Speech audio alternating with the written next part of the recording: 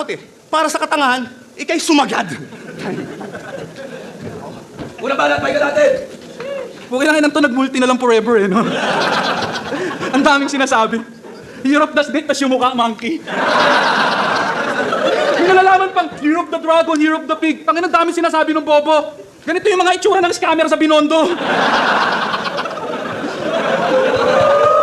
Gubat 1 pa lang daw, nandito na siya. Kanya bang niyayabang? O, palakpakan naman natin yung longevity ni Tarzan. Ano, Bruce, pukiningin ako, talo ka na agad. Hindi daw siya natatakot sa akin, sabi ng putang inan to. Ulul, matapang ka lang kasi dalawa kayo.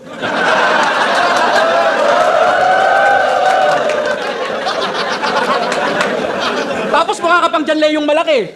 Anak ng puta, Ox din. Kompleto na yung lineup. Bruce, Pros, Frozen. Ano, Bruce? Mag-spit pa ako? Everybody say, sheesh! Yeah. Isang taon na din, simula nung in-adjust ko yung orasan. Hayaan niyo muna ako magbalik tanaw sa puntong to. Pagtapos nun, tigagubat din yung nagbigay sa akin ng huling asunto ko. Kaya pinangako ko sa sarili ko na kung tatanggap man ako ng bate, lahat ng sasabihin ko totoo. May nakapagsabi na ba sa'yo na ang baho ng ulo mo? Tangina mo, quarantine battles pa lang, kinikengkoy ka na ng mga MC. Ginawa na yung katawa-tawa. Alam niyo kung ano yung nakakapagtaka? Imbis ma-conscious si tanga, pinaglaban niya pa talaga. Tangina tol, yung ganitong bukas di pinapaliguan para manatiling maganda. Putangina mo, di ka nahihiya, yung ulo mo amoy paa. Putangina to. Yung dreadlocks mo amoy dead rat. Peace pogi ang puta. Tangina ang labo. Tapos siya pa yung mahilig mapersonal. Mga sikretong tinatago. Palibasa, hindi ka na nahihiya sa sarili mong baho. Tangina, damay asawa, damay pamilya. Putangina mo ako nga eh. Alam ko lakad ng nanay ng anak mo. Pero hindi na para ibunyag ko dito yon, makuha ko lang yung boto. Sapat na sa akin na malaman nila na sa pekpek niya may tattoo siyang demonyo. Real talk. Ayaw nyo maniwala, search nyo sa TikTok. Naka-bathing suit, nandito yung sungay. Kalahating mukha lang yung makikita mo bandang taas. Ibig sabihin yung bibig nandun sa lugar kung saan yung ihi lumalabas. Alang, kakainin mo lang yung pusi, sir. Tapos pag dilat mo, kalaplapan mo si Lucifer.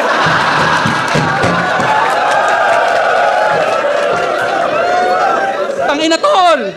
Wala kayong kada may mangyayari sa inyo, daig mo pa nagkasala. Inanakan mo pa talaga, di ka na naawa dun sa bata. Ibig sabihin nung pinanganak siya, para siyang sinuka ng yawa.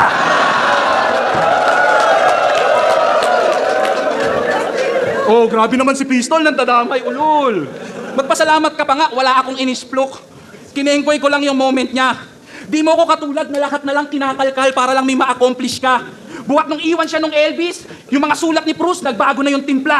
Nung nawala yung E dun sa FE, ang resulta, toxic na. Kasi isipin nyo naman, Ultimo 700 na single sa music video ni Tyke, nire-reklamo ng gagong to. 700 na music video, sobrang cheap nung angulo. Tangina, nag-e-expect ka ng 4K na quality, tapos yun lang yung budget mo. Eh kahit sa 720p, kulang pa yung 700 mo, bulbul. Kinangina may maril to kang puta. Ganyan yung mga baon niya sa flip-top. Kala mo hindi ko alam na nag-PM ka pa sa mga taong minsan kong nakabalikat? O sige, spit mo isa-isa yung mga anggulo mong nahagilap. Walang pinagkaiba yan sa music video mong punong-puno ng cheap shots.